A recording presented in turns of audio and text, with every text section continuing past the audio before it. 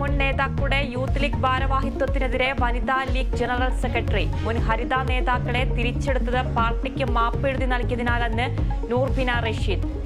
തലയിലിരിക്കുന്ന feminist കാഴ്ചപ്പാടുകൾ ഇനിയെങ്കിലും വലിച്ചെറിയണമെന്നും വിമർശനം.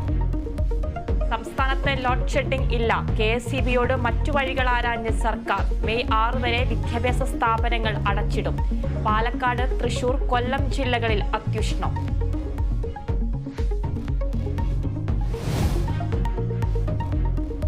സംസ്ഥാനത്ത് ഡ്രൈവിംഗ് ടെസ്റ്റ് നിലച്ചു. ടെസ്റ്റ് പരിഷ്കരണത്തിൽ വ്യാപക പ്രതിഷേധം. ടെസ്റ്റ് ബഹിഷ്കരിച്ച് ഡ്രൈവിംഗ് സ്കൂളുകൾ.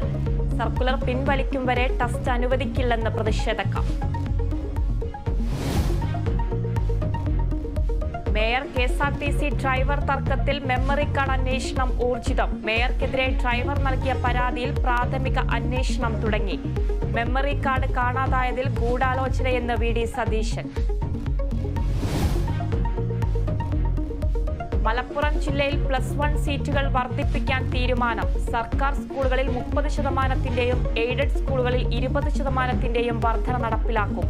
തീരുമാനം മന്ത്രിസഭാ യോഗത്തിൽ.